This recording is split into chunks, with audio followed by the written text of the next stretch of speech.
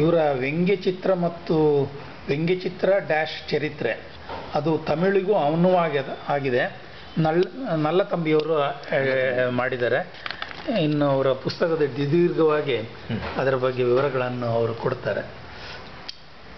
ಇದು ನನ್ನ ವ್ಯಂಗ್ಯಚಿತ್ರ ಕ್ಷೇತ್ರದ ಆಸಕ್ತಿಯಿಂದಾಗಿ ರೂಪುಗೊಂಡಂತಹ ಕೃತಿ ಇದು. ಈ ಕೃತಿ ಕನ್ನಡದಲ್ಲಿ ಪ್ರಕಟ ಆದಮೇಲೆ ನಲ್ಲತಂಬಿ ಅನ್ನುವಂಥವರು ಖ್ಯಾತ ಅನುವಾದಕರಿದ್ದಾರೆ. ತಮಿಳಿಂದ ಕನ್ನಡಕ್ಕೂ ಮತ್ತು ಕನ್ನಡದಿಂದ ತಮಿಳಿಗೂ ಸಹ ಬಹಳಷ್ಟು ಕೃತಿಗಳನ್ನು ಅನುವಾದ ಮಾಡಿದ್ದಾರೆ. ಹಾಗೂ ತಮಿಳುನಾಡು ಸರ್ಕಾರದಿಂದ ಅವರಿಗೆ ಅನುವಾದಕ್ಕೆ ಕ್ಷೇತ್ರದಲ್ಲಿ ಅವರಿಗೆ ಒಂದು ಪ್ರಶಸ್ತಿ ಸಹ ದೊರೆತಿದೆ. ಅದ್ಭುತ ಅನುವಾದಕರು ಅವರು. ನಾನು ಅನುವಾದ ಮಾಡ್ತೀನಿ ಅಂತ ಹೇಳಿದಾಗ ನಾನು ಭಾಳ ಸಂತೋಷದಿಂದ ಒಪ್ಪಿಗೆ ಕೊಟ್ಟೆ. ಹಾಗೂ ತಮಿಳಿನಲ್ಲಿ ಇದು ಅನುವಾದ ಆಗಿ ಇವತ್ತಿಗೂ ಸಹ ಆನ್ಲೈನಲ್ಲೂ ಫ್ಲಿಪ್ಕಾರ್ಟಲ್ಲಿ ಮುಂತಾದ ಕಡೆ ಈ ಕೃತಿ ಲಭ್ಯ ಇದೆ. ಈ ಕೃತಿಯಲ್ಲಿ ಇಲ್ಲದೇ ಇರುವಂತಹ ಅಂದರೆ ಈ ಕೃತಿ ಪ್ರಕಟ ಆದ ಮೇಲೆ ನಾನು ತಮಿಳು ಅಸ್ಮಿತೆ ಮತ್ತು ವ್ಯಂಗ್ಯಚಿತ್ರ ಅನ್ನುವಂಥ ಮತ್ತೊಂದು ಲೇಖನವನ್ನು ಬರೆದಿದ್ದೆ. ಅದು ಸಹ ಆ ಕೃತಿಯಲ್ಲಿ ಇದೆ. ಈಗ ಈ ನನ್ನ ಕೃತಿಯನ್ನು ಒಂದು ಸಂಕ್ಷಿಪ್ತವಾಗಿ ಪರಿಚಯ ಮಾಡಿಕೊಡುವಂತಹ ಪ್ರಯತ್ನವನ್ನು ಮಾಡ್ತೇನೆ. ಈ ಕೃತಿಯಲ್ಲಿ ಹಲವಾರು ಅಧ್ಯಾಯಗಳಿದ್ದು, ಮೊದಲ ಅಧ್ಯಾಯ ವ್ಯಂಗ್ಯಚಿತ್ರ ಒಂದು ಚರಿತ್ರೆ ಅನ್ನುವಂಥದ್ದು. ಅಂದರೆ ವ್ಯಂಗ್ಯಚಿತ್ರ ಹೇಗೆ ರೂಪುಗೊಳ್ತು, ಅದರ ಹುಟ್ಟಿಗೆ ಕಾರಣ ಏನು, ಯಾವಾಗ ರೂಪುಗೊಳ್ತು ಅನ್ನುವಂತಹ ಒಂದು ಚರಿತ್ರೆಯನ್ನು ಮಾಡೋದಕ್ಕಂಥ ಪ್ರಯತ್ನವನ್ನು ಮಾಡಿದ್ದೇನೆ. ಕಾರ್ಟೂನ್ ಅಂತ ನಾವು ಇಂಗ್ಲೀಷಲ್ಲಿ ಏನು ಹೇಳ್ತೀವಿ, ಅದೊಂದು ಇಟಾಲಿಯನ್ ಪದ. ಬಹುಶಃ ಅದಕ್ಕೆ ವ್ಯಂಗ್ಯಚಿತ್ರಕ್ಕೆ ಹೆಸರು ಬಂದದ್ದು 1843ರಲ್ಲಿ ಅಂತ ಹೇಳ್ತಾರೆ. ಬ್ರಿಟಿಷ್ ಪಾರ್ಲಿಮೆಂಟಲ್ಲಿ ಸದನಕ್ಕೆ ಬೆಂಕಿ ಬಿದ್ದಾಗ ಅಲ್ಲಿ ಅದಾದ ನಂತರ ಅಲ್ಲಿ ಅವರ ಅರಮನೆಯನ್ನು ಸುಂದರಗೊಳಿಸೋದಕ್ಕೆ ಕೆಲವು ಚಿತ್ರಗಳು ಬೇಕು ಅಂತ ಹೇಳಿದಾಗ ಒಬ್ಬರು ಈ ವ್ಯಂಗ್ಯಚಿತ್ರವನ್ನು ಜಾನ್ ಲೀಚ್ ಅನ್ನುವಂತಹ ಬ್ರಿಟಿಷ್ ವ್ಯಂಗ್ಯಚಿತ್ರಕಾರ ಈ ಚಿತ್ರವನ್ನು ಬರೆದು ಸಬ್ಸ್ಟೆನ್ಸ್ ಅಂಡ್ ಶ್ಯಾಡೋ ಅಂತೇಳಿ ಪ್ರದರ್ಶನಕ್ಕಿಡ್ತಾನೆ. ಹಾಗೂ ಅದಕ್ಕೆ ಶೀರ್ಷಿಕೆಯನ್ನು ಕಾರ್ಟೂನ್ ನಂಬರ್ 1 ಅಂತ ಕೊಟ್ಟಿರ್ತಾನೆ. ಸೊ ಅಂದಿನಿಂದ ವ್ಯಂಗ್ಯಚಿತ್ರಗಳಿಗೆ ಕಾರ್ಟೂನ್ ಅನ್ನುವಂತಹ ಹೆಸರು ಬಂತು ಅಂತೇಳಿ ನಂಬಲಾಗಿದೆ. ಇದು 1843ರಲ್ಲಿ. ಇದು ಪ್ರಥಮ ವ್ಯಂಗ್ಯಚಿತ್ರ ಅಂತ ಇಲ್ಲ, ಪ್ರಥಮ ವ್ಯಂಗ್ಯಚಿತ್ರ ಅಲ್ಲ. ಅಂದ್ರೆ ವ್ಯಂಗ್ಯಚಿತ್ರಕ್ಕೆ ಕಾರ್ಟೂನ್ ಅಂತ ಹೆಸರು ಬಂದ, ಕಾರ್ಟೂನ್ ಅಂತ ಇಂಗ್ಲಿಷ್ನಲ್ಲಿ ಹೆಸರು ಬಂದದ್ದು. ಅಂದ್ರೆ ಮೊದಲ ವ್ಯಂಗ್ಯಚಿತ್ರಕಾರ ಯಾರು ಎನ್ನುವಂಥದ್ದು ಇವತ್ತಿಗೂ ಸಹ ವಿವಾದಾಸ್ಪದ ವಿಷಯ. ಯಾಕೆಂದ್ರೆ ನಾವು ಗುಹೆಗಳಲ್ಲಿ ಚಿತ್ರಗಳನ್ನು ನೋಡಿದ್ದೀವಿ. ಇದು ಸುಮಾರು ಫ್ರಾನ್ಸ್ನ ಶಾವೆ ಅನ್ನುವಂಥ ಕಡೆ ಸುಮಾರು 30,000 ವರ್ಷಗಳ ಹಿಂದಿನ ಗುಹಾಚಿತ್ರ. ಈಗ ಹೊಸ ಆವಿಷ್ಕಾರಗಳ ಪ್ರಕಾರ ಇನ್ನೂ ಹಳೆಯದಾದಂತಹ ಗುಹಾಚಿತ್ರಗಳು ಸಿಕ್ಕಿವೆ. ಆದರೆ ಈ ಚಿತ್ರಗಳ ಉದ್ದೇಶ ಏನು ಅನ್ನುವಂಥದ್ದು ಇವತ್ತಿಗೂ ಸಹ ಗೊತ್ತಾಗಿಲ್ಲ. ಹಲವಾರು ಉದ್ದೇಶಗಳಿರ್ಬೋದು ಅನ್ನೋಂಥ ಹಲವಾರು ಸಿದ್ಧಾಂತಗಳಿವೆ. ಅದರಲ್ಲಿ ನೀವು ಫಿಸಿಕಲ್ ಆಗಿ ಹೋಗಿದ್ದೀರಿ ಕೆಲವು? ಇದಕ್ಕೆ ಹೋಗಿಲ್ಲ, ಇತ್ತೀಚೆಗೆ. ಇದು ಫ್ರಾನ್ಸ್ಲಿದೆ, ಹೋಗಿಲ್ಲ. ನಾನು ಭಾರತದಲ್ಲಿ ಮಧ್ಯಪ್ರದೇಶದಲ್ಲಿನ ಭೀಂಬೇಟ್ಕಾ ಗುಹಾಚಿತ್ರಗಳನ್ನ ನೋಡ್ಲಿಕ್ಕೆ ಜನವರಿಯಲ್ಲಿ ಹೋಗಿದ್ದೆ. ಭಾರತದಲ್ಲಿ ಅತ್ಯಂತ ಪ್ರಾಚೀನ ಗುಹಾಚಿತ್ರಗಳು ಅಂತಂದ್ರೆ ಭೀಂಬೇಟ್ಕಾ ಇರುವಂಥದ್ದು. ಅಲ್ಲಿ ಸುಮಾರು ಒಂದು 15-20 ಸಾವಿರ ವರ್ಷಗಳಿಂದ ಈಚೆಗೆ ಮತ್ತು ಒಂದು 500 ವರ್ಷಗಳ ಹಿಂದಿನವರೆಗೂ ಸಹ ಚಿತ್ರಗಳು ಅಲ್ಲಿವೆ. ಅವುಗಳ ಬಗ್ಗೆ ಒಂದು ಪ್ರತ್ಯೇಕ ಲೇಖನ ಬರಿತಾ ಇದ್ದೀನಿ ನಾನು. ಸೊ ಈ ಗುಹಾಚಿತ್ರಗಳಲ್ಲಿನ ಉದ್ದೇಶ ಏನಿರ್ಬೋದು, ಆದರೆ ಕೆಲವೊಂದು ಧಾರ್ಮಿಕವಾದಂತಹ ಚಿತ್ರಣ ಕೊಡ್ತಾರೆ, ಸಾಮಾಜಿಕ ಚಿತ್ರಣ ಕೊಡ್ತಾರೆ. ಅದೇ ರೀತಿ ವ್ಯಂಗ್ಯದ ದೃಷ್ಟಿ ಇದ್ದು ಯಾಕೆ ಬರೆದಿರಬಾರದು ಅನ್ನೋಂಥದ್ದು ಒಂದು ನನ್ನ ಪ್ರಶ್ನೆ ಅಷ್ಟೇ. ಇದು ಚಂದ್ರನಾಥ್ ಒಂದ್ಸತ್ ಹೇಳಿದ್ರು, ವ್ಯಂಗ್ಯ ಚಿತ್ರಗಾರರು ಕಲಾವಿದರೆ, ಪ್ರಕೃತಿಯಲ್ಲಿ ವ್ಯಂಗ್ಯ ಇದೆ, ಅದನ್ನು ನೀವು ಪ್ರತಿಫಲಿಸ್ತೇನೆ ಅಂತ ಹೇಳ್ತಾರೆ. ಖಂಡಿತ ಹೌದಲ್ಲ. ವ್ಯಂಗ್ಯ ಚಿತ್ರವನ್ನ ನಾವು ಕಲಾವಿದರು ಅಲ್ಲ ಅಂತ ಹೇಳಲಿಕ್ಕೆ ಸಾಧ್ಯನೇ ಇಲ್ಲ. ಇದು ಕಲೆಯ ಒಂದು ಪ್ರತ್ಯೇಕ ಪ್ರಕಾರ.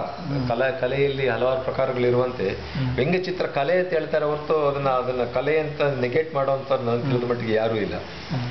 ಸೊ ವ್ಯಂಗ್ಯಚಿತ್ರಗಳು ಕಲಾವಿದರು ತಾವು ಕಂಡಂತೆ ರೀತಿಯಲ್ಲಿ ಬೇರೆ ಬೇರೆ ರೀತಿಯಲ್ಲಿ ಪಿಕಾಸೋ ಆಗ್ಬೋದು, ವ್ಯಾನ್ ಗೋ ಆಗ್ಬೋದು, ಭಾರತದಲ್ಲಿರುವಂಥ ಹಲವಾರು ಚಿತ್ರ, ಅಮೃತ ಶೇರ್ಗಿಲ್ಲಿಂದ ನಮ್ಮ ಕರ್ನಾಟಕದ ಹಡಪದರಿಂದ ಹಿಡಿದು ಧನಲಕ್ಷ್ಮಿ, ಬಹಳಷ್ಟು ಚಿತ್ರಕಾರರಿದ್ದಾರೆ. ಅದೇ ರೀತಿಯ ಒಂದು ಪ್ರತ್ಯೇಕ ಪ್ರಕಾರ. ಹಾಗಾಗಿ ಇದು ಏನು ಅಂತಂದ್ರೆ ಒಂದು ಇನ್ಸ್ಟೆಂಟ್ ಆಗಿ ಉಟ್ಕೊಳ್ಳುತ್ತೆ. ಕೆಲವೊಂದು ಮೊದಲೇ ನಾನು ಹೇಳಿದ್ದೆ, ಕೆಲವೊಂದು ಚಾರಿತ್ರಿಕ ಸಂದರ್ಭಗಳಿಗಾಗಿ, ರಾಜಕೀಯ ಸಂದರ್ಭಗಳಿಗಾಗಿ, ಸಾಮಾಜಿಕ ಸಂದರ್ಭಗಳಿಗಾಗಿ ಒಂದು ಸ್ಪಾಂಟೇನಿಯಸ್ ಆಗಿ ಉಟ್ಕೊಳ್ಳುವಂಥದ್ದು ವ್ಯಂಗ್ಯಚಿತ್ರಕಲೆ. ಇದರಲ್ಲಿ ವ್ಯಂಗ್ಯ ಅನ್ನುವಂಥದ್ರ ಹಿಂದೆಯೂ ಸಹ ಹಲವಾರು ಅದೊಂದು ಮನೋವಿಜ್ಞಾನದ ಅಧ್ಯಯನದ ವಿಷಯವಾಗಿದೆ. ವ್ಯಂಗ್ಯ ಅನ್ನುವಂಥದ್ದು ಬರೀ ಮನುಷ್ಯರಲ್ಲಿ ಮಾತ್ರ ಇದೆಯಾ, ಪ್ರಾಣಿಗಳಲ್ಲಿ ಇದೆಯಾ, ಈ ರೀತಿ ಅಧ್ಯಯನಗಳು ನಡೀತಾ ಇದೆ. ಮತ್ತು ನಗು ಯಾಕೆ ಬರುತ್ತೆ, ಅದ್ರ ಬಗ್ಗೆ ಸಹ ಬಹಳಷ್ಟು ಸಂಶೋಧನೆ ಮತ್ತು ಅಧ್ಯಯನಗಳಾಗಿವೆ. ನಾವು ನಿರೀಕ್ಷೆ ಮಾಡದೇ ಇರುವಂತಹದ್ದು ಎದುರಾದಾಗ ಅದು ನಗು ಬರುತ್ತೆ ಅನ್ನುವಂಥದ್ದು ಒಂದು ಸಿದ್ಧಾಂತ ಅದರಲ್ಲಿ. ಈ ವ್ಯಂಗ್ಯ ಚಿತ್ರಗಳ ಬಗ್ಗೆ ಹೇಳ್ತಾ ಆ ನಂತರ ಹುಟ್ಟುಕೊಂಡದ್ದು ಎಡಿಟೋರಿಯಲ್ ಅಥವಾ ಸಂಪಾದಕೀಯ ವ್ಯಂಗ್ಯ ಚಿತ್ರಗಳು ಅಂತೇಳಿ. ಈಗ ನಾನು ಹೇಳಿದೆ ಚಾರಿತ್ರಿಕ ಅಥವಾ ರಾಜಕೀಯ ಸಂದರ್ಭಗಳಿಗಾಗಿ ಹುಟ್ಕೊಳ್ಳುವಂಥವು. ಈಗ ಪತ್ರಿಕೆಗಳಲ್ಲಿ, ದಿನಪತ್ರಿಕೆಗಳಲ್ಲಿ ಎಡಿಟೋರಿಯಲ್ ಕಾರ್ಟೂನ್ಸ್ ಬಹಳಷ್ಟು ಕಡಿಮೆ ಆಗಿದೆ, ಬಹಳಷ್ಟು ಇಲ್ಲವೇ ಇಲ್ಲ. ಮೊದಲು ಪ್ರತಿಯೊಂದು ಪತ್ರಿಕೆಯಲ್ಲಿಯೂ ಸಹ ಮುಖಪುಟದಲ್ಲಿಯೇ ಒಂದು ದೊಡ್ಡ ವ್ಯಂಗ್ಯಚಿತ್ರ ಇರ್ತಾ ಇತ್ತು, ಎಡಿಟೋರಿಯಲ್ ವ್ಯಂಗ್ಯಚಿತ್ರ ಅಂತೇಳಿ. ಅದು ಆಯಾ ರಾಜಕೀಯ ಸಂದರ್ಭಗಳನ್ನು ಪ್ರತಿನಿಧಿಸ್ತಾ ಇತ್ತು. ಅದೇ ರೀತಿ ಅದನ್ನು ಕೌಂಟರ್ ಆರ್ಟ್ ಅಂತ ಕರೀತಿದ್ರು, ಅಂದರೆ ಪ್ರತಿರೋಧದ ಕಲೆ. ಇದೊಂದು ರೀತಿಯಲ್ಲಿ ಒಂದು ಸರ್ಕಾರದ ಅಥವಾ ಸಾಮಾಜಿಕ ಘಟನೆಗಳನ್ನು ಪ್ರತಿರೋಧಿಸುವಂಥ ಸಂದರ್ಭಗಳಿಗೆ ರಚನೆ ಆಗ್ತಾ ಇದ್ದಂಥದ್ದು.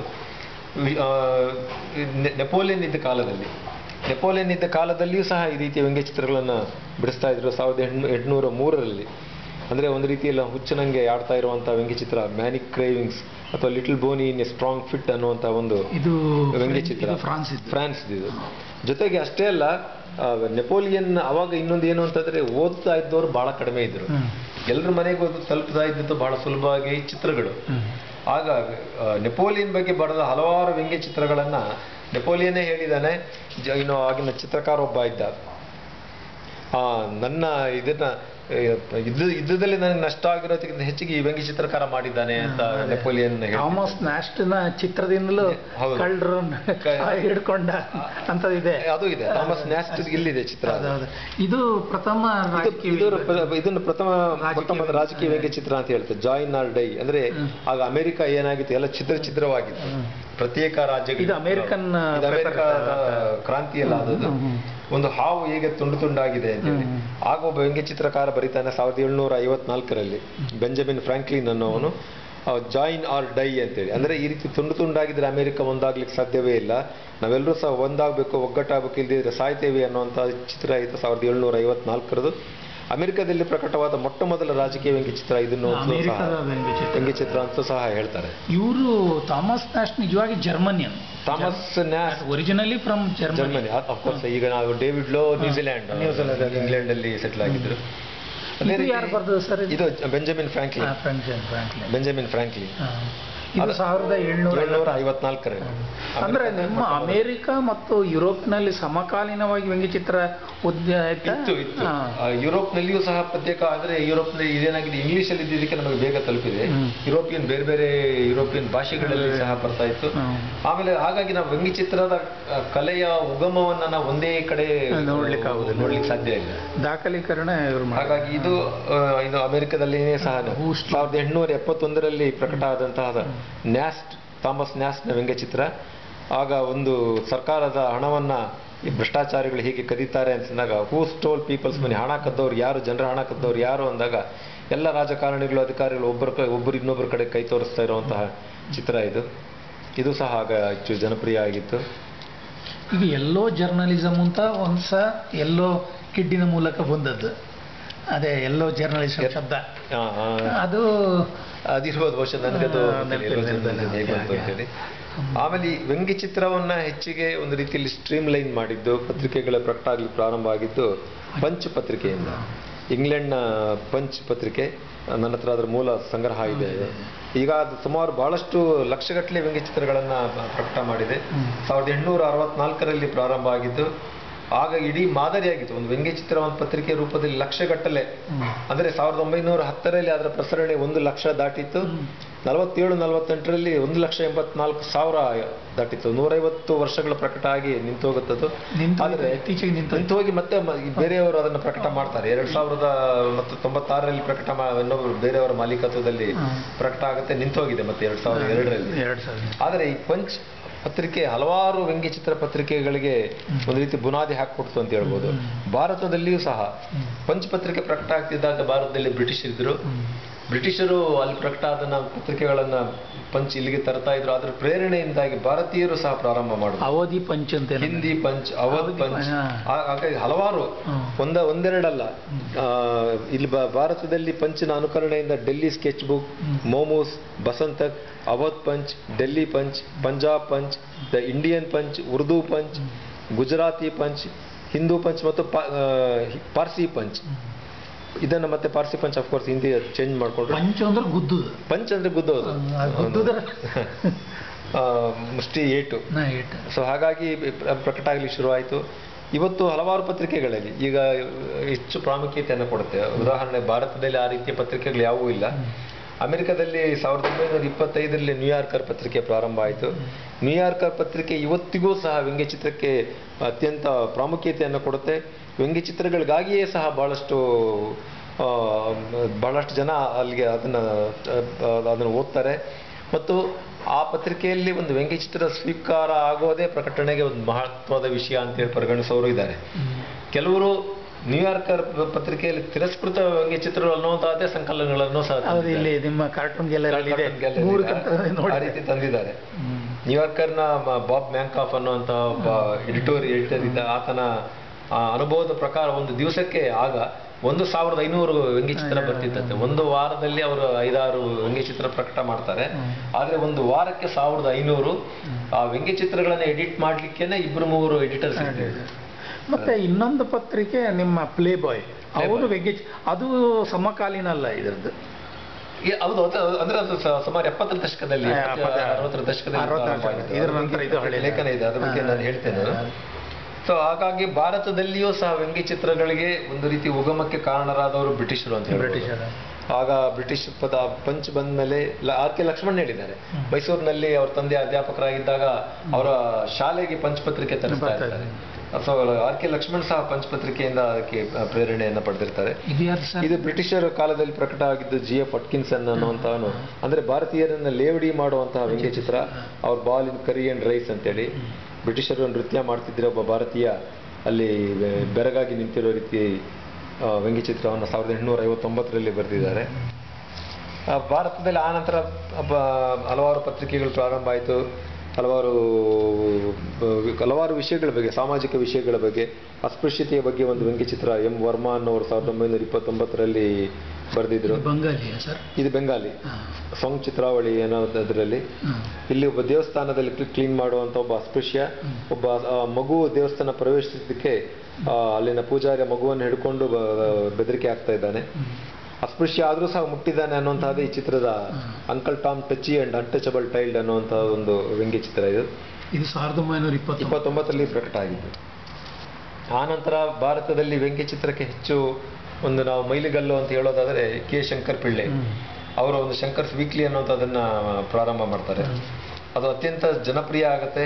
ಮತ್ತು ಆಗಿನ ಪ್ರಧಾನಿಯಾಗಿದ್ದಂತಹ ನೆಹರೂರವರನ್ನು ಬಹಳಷ್ಟು ಲೇವಡಿ ಮಾಡಿ ವ್ಯಂಗ್ಯಚಿತ್ರಗಳನ್ನು ಬರೀತಾ ಇರ್ತಾರೆ. ಆಗ ನೆಹರೂರವರೇ ಅವ್ರಿಗೆ ಹೇಳಿರ್ತಾರೆ, ಡೋಂಟ್ ಸ್ಪೇರ್ ಮೀ ಶಂಕರ್ ಅಂತೇಳಿ, ಬಿಡ್ಬೇಡ ನನ್ನ ಅಂತೇಳಿ. ಇದು ಅವರ ಒಂದು ಪತ್ರಿಕೆಯ ಒಂದು ಮುಖಪುಟ. ಆದರೆ ನಿಜವಾಗಿ ಅವರು ಒಬ್ರು ನೆಹರೂರನ ಬಟ್ಟಂಗಿ ಅಂತ ಲಂಕೇಶನ ಬರೆದ ಅಭಿಪ್ರಾಯ ಅದು. ಸೊ ನೆಹರು ಡೋಂಟ್ ಸ್ಪೇರ್ ಮಿ ಶಂಕರ್ ಅಂತ ಹೇಳಿದ್ಮೇಲೆ ನೆಹರೂರವರ ವ್ಯಂಗ್ಯಚಿತ್ರಗಳ ಸಂಕಲನಕ್ಕೆ ಅದೇ ಶೀರ್ಷಿಕೆಯನ್ನೇ ಕೊಟ್ಟಿದ್ದಾರೆ.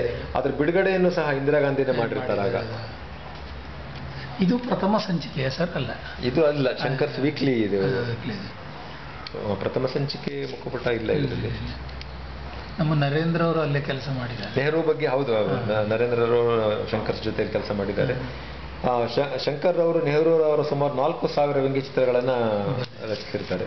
ಇದು 50ರಲ್ಲಿ ಪ್ರಕಟ ಆಗಿರುವಂತ ಒಂದು ವ್ಯಂಗ್ಯಚಿತ್ರ.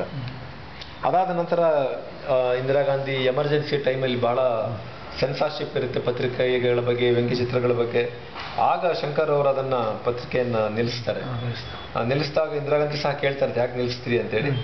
ಆಗ ಈ ಸೆನ್ಸಾರ್ಶಿಪ್ನಿಂದಾಗಿ ಅದನ್ನ ಪತ್ರಿಕೆಯನ್ನು ಸಂಪೂರ್ಣ ನಿಂತು ಹೋಗುತ್ತದೆ. ಇದು ಕೊನೆಯ ಸಂಚಿಕೆ, ಶಂಕರ್ಸ್ ವೀಕ್ಲಿಯ ಕೊನೆಯ ಸಂಚಿಕೆ. ಆಮೇಲೆ ಅವರು ಬೊಂಬೆ ಇದರದೆಲ್ಲ ಡಾಲ್ ಮ್ಯೂಸಿಯಂ ಇದೆ. ಇವತ್ತು ಡೆಲ್ಲಿಯಲ್ಲಿ ಡಾಲ್ ನೋಡಿದ್ದೇನೆ, ಬಹಳ ಹಿಂದೆ ನೋಡಿದ್ದೇನೆ, ಸುಮಾರು 25 ವರ್ಷ ಆಯ್ತು, 25 ವರ್ಷದ ಮೇಲೆ ಆಯ್ತು. ಡಾಲ್ಸ್ ಮ್ಯೂಸಿಯಂ ಇದೆ. ಕರ್ನಾಟಕದ ವ್ಯಂಗ್ಯಚಿತ್ರದ ಬಗ್ಗೆಯೂ ಒಂದು ಸಂಕ್ಷಿಪ್ತ ಪರಿಚಯ ಈ ಕೃತಿಯಲ್ಲಿದೆ. ಯಾಕೆಂತಂದ್ರೆ ಕರ್ನಾಟಕದಲ್ಲಿ ಮುದ್ರಣ ಮಾಧ್ಯಮ ಸುಮಾರು 220 ವರ್ಷ ಹಳೆಯದಾದ್ರೂ ಸಹ ಒಂದು ಮೇನ್ ಸ್ಟ್ರೀಮ್ ಆದಂಥ ಪತ್ರಿಕೆ ಬಹುಶಃ ತಾಯ್ನಾಡು 1926ರಲ್ಲಿ ಪ್ರಕಟ ಆಯಿತು. ಆಗಲೂ ಸಹ ವ್ಯಂಗ್ಯಚಿತ್ರಗಳು ಪ್ರಕಟ ಆಗ್ತಿದ್ವು, ನನಗೆ ಯಾವುದು ಸಿಕ್ಕಿಲ್ಲ. ಆದರೆ ತಾಯ್ನಾಡು ಸ್ಥಾಪನೆ ಮಾಡಿದಂಥ ರಾಮಯ್ಯ ಅವರ ಮಗ ಪಾಲಹಳ್ಳಿ ವಿಶ್ವನಾಥ್ ಅವರನ್ನು ನಾನು ಸಂಪರ್ಕಿಸಿದ್ದೆ. ಅದಕ್ಕೆ ಅವರು ಆಗ ಯಾರು ತಲ್ಲೂರವರು ವಿಜ್ಞಾನಿ ತಾಯ್ನಾಡು ಅವರ ಮಗ ತಂದೆ ರಾಮಯ್ಯ. ಮತ್ತೊಬ್ರು ಅಲ್ಲ, ಅವ್ರು ಹೇಳಿದ್ದು ಗೂಳೂರ್ ಅನ್ನೋರು. ನಾನು ಅವ್ರು ವಿಚಾರಿಸಿದಾಗ ವಕೀಲರಾಗಿದ್ರು, ಗೂಳೂರ್ ಅನ್ನೋಂಥವ್ರು ತಾಯ್ನಾಡು ಪತ್ರಿಕೆಯಲ್ಲಿ ರಾಜಕೀಯ ವ್ಯಂಗ್ಯ ಬರೀತಾ ಇದ್ರು ಅಂತ ಹೇಳಿದ್ರು. ಬಹುಶಃ ನನಗೆ ಅದ್ರ ಬಗ್ಗೆ ಯಾವುದು ಇದ್ರ ಬಗ್ಗೆ ತರಂಗದಲ್ಲಿ ಒಂದು ಸಣ್ಣ ಟಿಪ್ಪಣಿ ಬಂದಿತ್ತು. ಅದು ಸಹ ಒಂದು ದಾಖಲೀಕರಣ. ಮತ್ತೆ ಇನ್ನೊಂದು ಕನ್ನಡದಲ್ಲಿ ಚಿರಂಜೀವಿ ಅವರು ಇದ್ದಾರೆ, ಈಗ ಚಿರಂಜೀವಿ ಅಂತ ಬರಿತಾ ಇದ್ರು ಅವರು ತರಂಗದಲ್ಲಿ. ಗೊತ್ತಿಲ್ಲ. ಮತ್ತೆ ಇನ್ನೊಂದು ಕನ್ನಡದಲ್ಲಿ ವ್ಯಂಗ್ಯಚಿತ್ರ ಮತ್ತು ನಗೆ ಪತ್ರಿಕೆ ಅಂತಂದ್ರೆ ಕೊರವಂಜಿ 42ರಲ್ಲಿ ಡಾಕ್ಟರ್ ಆರ್ ಶಿವರಾಮ್ ಅನ್ನುವಂಥವರು ಪ್ರಾರಂಭ ಮಾಡ್ತಾರೆ. ಅವರೇ ಹೇಳಿದಾಗೆ ಬ್ರಿಟಿಷ್ ಪತ್ರಿಕೆ ಪಂಚ್ನಿಂದಾಗಿ ಪ್ರೇರಿತರಾಗಿ ಇದು 42ರಲ್ಲಿ ಕೊರವಂಜಿ ಪ್ರಾರಂಭ ಆಗುತ್ತೆ. ಇದು 42ರ ಸಂಚಿಕೆಯ ಒಂದು ಮುಖಪುಟ. ಈಗ ಅವರ ಮಗ ಶಿವಕುಮಾರ್ ಅವರು ಅಪರಂಜಿ ಅಂತ ಹೇಳಿ ತರ್ತಾ ಇದ್ದಾರೆ. ಅವರು ಸಹ ವ್ಯಂಗ್ಯಚಿತ್ರಗಳನ್ನ ಮತ್ತು ನಗೆ ಲೇಖನಗಳನ್ನು ಪ್ರಕಟಿಸ್ತಾ ಇದ್ದಾರೆ. ಆರ್ ಕೆ ಲಕ್ಷ್ಮಣ್ ವಿದ್ಯಾರ್ಥಿಯಾಗಿದ್ದಾಗಲೇ ಕೊರವಂಜಿ ಪತ್ರಿಕೆಯಲ್ಲಿ ವ್ಯಂಗ್ಯಚಿತ್ರಗಳನ್ನು ಬರೀಲಿಕ್ಕೆ ಪ್ರಾರಂಭ ಮಾಡ್ತಾರೆ. ಇದು ಸುಮಾರು 40ರ ದಶಕದಲ್ಲಿ ಪ್ರಕಟ ಆದ ಆರ್ ಕೆ ಲಕ್ಷ್ಮಣ್ ಅವರ ವ್ಯಂಗ್ಯಚಿತ್ರ. ಆನಂತರ ಕನ್ನಡದಲ್ಲಿ ನಾವು ವಿದ್ಯಾರ್ಥಿಗಳಾಗಿದ್ದಾಗ ನಮಗೆ ಹೆಚ್ಚು ಪ್ರೇರಣೆ ನೀಡ್ತಾ ಇದ್ದವರು S K Nadig, K R Swamy, R K Lakshmanappa. ಈ ಚಿತ್ರಗಳು ಮತ್ತು ಇವನ್ನೆಲ್ಲವೂ ಸಹ ಕನ್ನಡದಲ್ಲಿ ಎಲ್ಲ ಪತ್ರಿಕೆಗಳಲ್ಲೂ ಪ್ರಕಟ ಆಗ್ತಾ ಇದ್ವು. ಆಮೇಲೆ ಇವರು ಶಿಂಗಣ್ಣ ಅನ್ನೋಂಥವ್ರು ಕನ್ನಡ ಪತ್ರಿಕೆಗಳಲ್ಲಿ ಬರೀತಾ ಇದ್ದಿದ್ದು. ಇದರಲ್ಲಿ ನಾನೊಂದು ಸಂಕ್ಷಿಪ್ತ ಆದಂತಹ ಒಂದು ಪರಿಚಯವನ್ನು ಮಾಡಿಕೊಟ್ಟಿದ್ದೇನೆ. 50-60ರ ದಶಕದಿಂದೀಚೆಗೆ ನಾವು ವ್ಯಂಗ್ಯಚಿತ್ರ ಕ್ಷೇತ್ರದಲ್ಲಿ ಎಸ್ ಕೆ ನಾಡಿ, ಕೆ ಆರ್ ಸ್ವಾಮಿ, MTV ಆಚಾರ್ಯ, ರಘು, ಎಂ ವಿಶ್ವನಾಥ್, ಹುಬ್ಳಿಕರ್, ಪ್ರೇಮ್ ಕುಮಾರ್, ಶ್ರೀನಿವಾಸಲು, VR ಚಂದ್ರಶೇಖರ್, ಆನಂದ್ ಮತ್ತು ಅಫ್ಕೋರ್ಸ್ ನರೇಂದ್ರ ಅವರು ಸಹ ಬರೀತಾ ಇದ್ರು.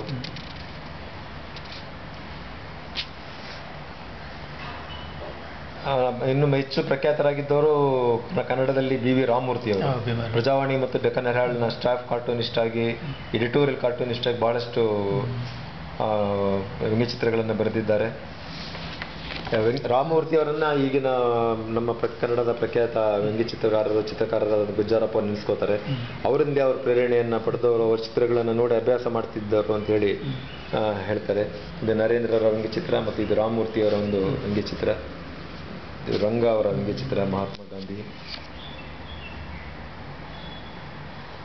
ನೀವು BV ರಾಮಮೂರ್ತಿ ಬಗ್ಗೆ ಒಂದು ಲೇಖನ ಇಂಡಿಯಾದಲ್ಲಿ ಬರ್ತಿದ್ದೀನಿ. ರಾಮಮೂರ್ತಿ ಬಗ್ಗೆ ಬರ್ತೀನಿ, ಈ ಸಾರಿ ರಂಗ ಅವ್ರ ಬಗ್ಗೆ ಬರ್ತಿದ್ದೀನಿ. ಅದರ ಮೊದಲ ಸಂಚಿಕೆಯಲ್ಲಿ ಕರ್ನಾಟಕದ ವ್ಯಂಗ್ಯಚಿತ್ರ ಚರಿತ್ರೆಯ ಬಗ್ಗೆ ಬರೆದಿದ್ದೇನೆ. ರಾಮಮೂರ್ತಿ ಬಗ್ಗೆ ಬರೆದಾಗ ಅವ್ರ ಮನೆಗೂ ಸಹ ಭೇಟಿ ನೀಡಿದ್ದೆ. ಅವ್ರ ಪತ್ನಿ ಮತ್ತು ಅವ್ರ ಮಗಳನ್ನು ಭೇಟಿಯಾಗಿ ಪಿಟೀಲಿ ಚೌಡಾಲಿ ಅದ್ರ ಹತ್ರ ಇದ್ದಾರೆ, ಅಲ್ಲೇ ಮನೆಯಲ್ಲಿ ಈಗಲೂ ಇದ್ದಾರೆ. ಇದ್ದಾರೆ 18th ಕ್ರಾಸ್ ಬಸ್ ಸ್ಟಾಪ್ ಇದ್ರ ಕಡೆನೇ. ಅದು ಅವರ ಸಂಬಂಧಿಕರೇ, ಅವರು ಅವರ ಸೋದರಿಕೆಯಲ್ಲಿಯೇ ಮದುವೆ ಆದದ್ದು ಅವರು. ಅದು ಗೊತ್ತಿಲ್ಲ. ಮತ್ತು ಮಹಿಳಾ ವ್ಯಂಗ್ಯಚಿತ್ರಕಾರರಲ್ಲಿ ಬಹುಶಃ ಇಡೀ ಭಾರತದಲ್ಲೇ ಹೇಳುವಂಥ ಭಾಳ ಬೆರಳೆಣಿಕೆಯಷ್ಟು ಜನ. ಅದರಲ್ಲಿ ಮಾಯಾ ಕಾಮತ್ ಕನ್ನಡದವರು ಭಾಳ ಪ್ರಖ್ಯಾತರಾದರು. ಅವರು 2001ರಲ್ಲಿ ತೀರ್ಕೊಂಡಿದ್ದಾರೆ. ಅವ್ರದ್ದು ವ್ಯಂಗ್ಯಚಿತ್ರ ಸಂಕಲನ ನನ್ನ ಹತ್ರ ಇದೆ, ತೋರಿಸ್ತೀನಿ. ಇದು ನಮ್ಮ ಗುಜ್ಜಾರಪ್ಪನವರ ಒಂದು ಚಿತ್ರ. ಅಫ್ಕೋರ್ಸ್ ಈಗ ಯುವ ಪೀಳಿಗೆ ಬಹಳಷ್ಟು ವ್ಯಂಗ್ಯಚಿತ್ರಕಾರರಿದ್ದಾರೆ. ನಾವು ಇವತ್ತು ವ್ಯಂಗ್ಯಚಿತ್ರಕಾರರು ಕನ್ನಡ ಮತ್ತು ಕರ್ನಾಟಕದಲ್ಲಿ ನೂರಾರು ಜನ ಇದ್ದಾರೆ. ಆದರೆ ಪ್ರಕಟಣೆಗೆ ಇವತ್ತು ಮಾಧ್ಯಮಗಳಿಲ್ಲ. ಪತ್ರಿಕೆಗಳು ಪ್ರಕಟಿಸುವಂಥ ಕೆಲವು ವ್ಯಂಗ್ಯಚಿತ್ರಗಳು. ಹಾಗಾಗಿ ಇವತ್ತು ಸೋಷಿಯಲ್ ಮೀಡಿಯಾನೇ ಎಲ್ಲ ವ್ಯಂಗ್ಯಚಿತ್ರಕಾರರಿಗೆ ಒಂದು ವೇದಿಕೆಯಾಗಿದೆ ತಮ್ಮ ಕಲೆಯನ್ನು, ತಮ್ಮ ಚಿತ್ರಗಳನ್ನು ಹಂಚಿಕೊಳ್ಳೋದಕ್ಕೆ. ಇವತ್ತು ನಾವು ಸತೀಶ್ ಆಚಾರ್ಯ, ದಿನೇಶ್ ಕುಕ್ಕುಜಡ್ಕ, ರಘುಪತಿ ಶೃಂಗೇರಿ, ಕಾಂತೇಶ್, ಅಷ್ಟು ಜೊತೆಗೆ ಇನ್ನೂ ನಮ್ಮ ಹಿರಿಯ ಕೆಲವರು ಗೋಪಾಲ್ ಅವರು ತೀರ್ಕೊಂಡಿದ್ದಾರೆ. ಮತ್ತು BV ಪಾಂಡುರಂಗರಾವ್ ಇವತ್ತು ಎಲ್ರಿಗೂ ಬಹಳಷ್ಟು ವಿಶ್ವವಿಖ್ಯಾತ ವ್ಯಂಗ್ಯಚಿತ್ರಗಳನ್ನು ರಚಿಸುವಂಥವರು. Padmanabha, Ganeshaiah, GS Nagnath, James Vaz, Nanjunda Swamy ಇತ್ತೀಚಿನ ದಿನಗಳಲ್ಲಿ ಬಹಳ ಅದ್ಭುತವಾದಂತಹ ವ್ಯಂಗ್ಯಚಿತ್ರಗಳನ್ನು ಮತ್ತು ಕ್ಯಾರಿಕೇಚರ್ಗಳನ್ನು ಭಾವಚಿತ್ರ ರಚಿಸ್ತಾ ಇರುವಂಥವ್ರು ನಂಜುಂಡ ಸ್ವಾಮಿಯವರು. ಈ ಕ್ಷೇತ್ರಕ್ಕೆ ತಡವಾಗಿ ಬಂದವರು.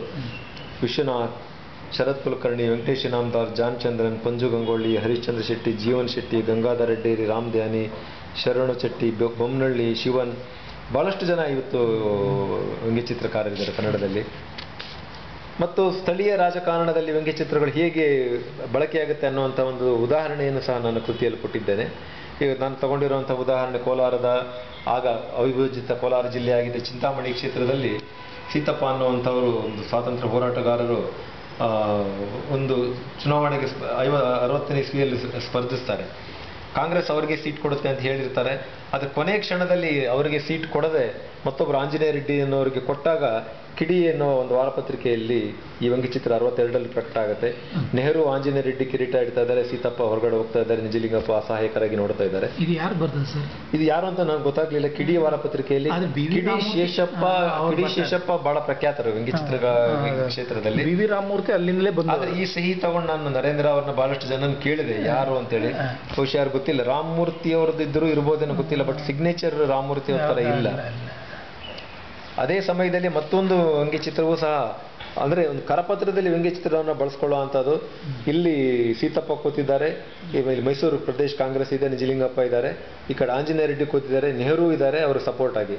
ಸೊ ಈ ಚಿಂತಾಮಣಿ ಕ್ಷೇತ್ರ ಹೊರ ಪರೀಕ್ಷೆ ಯಾರಿಗೆ ಇವರು ಹೂನಾರ ಆಗ್ತಾರೆ ಅನ್ನುವಂಥದ್ದು ಒಂದು ತೋರಿಸುವಂತ ಎಲೆಕ್ಷನ್ ವಾಯ್ಸ್ ಪತ್ರಿಕೆಯಲ್ಲಿ ಪ್ರಕಟವಾದಂತಹ ವ್ಯಂಗ್ಯಚಿತ್ರ.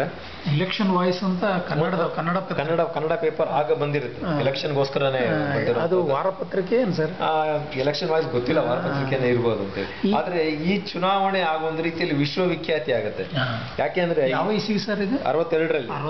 ಯಾಕಂದ್ರೆ ನ್ಯೂಯಾರ್ಕ್ ಟೈಮ್ಸ್ ಅಲ್ಲೂ ಈ ಸುದ್ದಿ ಬರುತ್ತೆ, ಡೆಕ್ಕನ್ ಹೆರಾಲ್ಡ್, ಪ್ರಜಾವಾಣಿ ಎಲ್ಲ ಎಡಿಟೋರಿಯಲ್ ಬರುತ್ತೆ. ಯಾಕೆ ಅಂತಂದ್ರೆ ಸೀತಪ್ಪ ಅವರಿಗೆ ಕಾಂಗ್ರೆಸ್ ಅಫಿಷಿಯಲ್ ಬಿ ಫಾರ್ಮ್ ಕೊಟ್ಬಿಡುತ್ತೆ.